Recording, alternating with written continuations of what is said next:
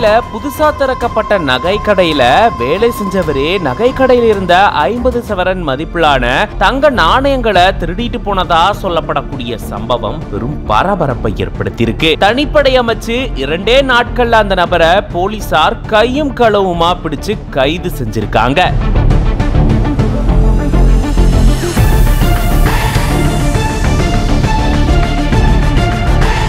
கோவை சொக்காம்புதூர் பகுதியை சேர்ந்தவர் அருண்குமார். இவரு ஆர்எஸ்புரத்துல கடந்த சில நாட்களுக்கு முன்னாடி தான் புதுசா நகை கடையை திறந்திருக்காரு. அந்த கடையில நெல்லை மாவட்டம் ராவணசமுத்திரம் பகுதியை சேர்ந்த 28 வயதான முத்துக்குமார் அப்படின்றவர் வேலை செஞ்சுட்டு வந்திருக்காரு. அந்த கடையினுடைய மேலாளர் பிச்சாண்டியோட தான் முத்துக்குமார் அறை எடுத்து தங்கி வேலை செஞ்சுட்டு வந்ததா கூறப்படுது. இந்த நிலையில தான் கடையை சுத்தம் செய்யறதுக்காக பிச்சாண்டி கிட்ட இருந்து முத்துக்குமார் கடையுடைய சாவியை வாங்கிட்டு போனதா கூறப்படுது. அதை தொடர்ந்து தான் கடையில இருந்த லாக்கர் திறக்கப்பட்டு உள்ள இருந்த 50 சவரன் தங்க நாணயங்கள் திருடு போனதா சொல்லப்படுது. அதனுடைய மதிப்பு கிட்டத்தட்ட 27 லட்சத்துக்கு மேல இருக்கும் அப்படின்னு கூறப்படுது. இதை தொடர்ந்து ஆர்எஸ்புரம் காவல் நிலையத்துல புகார் தெரிவிக்கப்பட்டிருக்கு. புகாரின் அடிப்படையில போலீசார் தனிப்படை அமைச்சு இது தொடர்பான விசாரணையை மேற்கொண்டுட்டு வந்தாங்க. கடையில இருந்த சிசிடிவி கேமராவை ஆய்வு செஞ்சு பார்க்கும்போது அங்க வேலை செஞ்சுட்டு வந்த முத்துக்குமார் தான் இதை திருடிட்டு போயிருக்கிறது தெரிய வந்திருக்காம். அதுக்கப்புறமா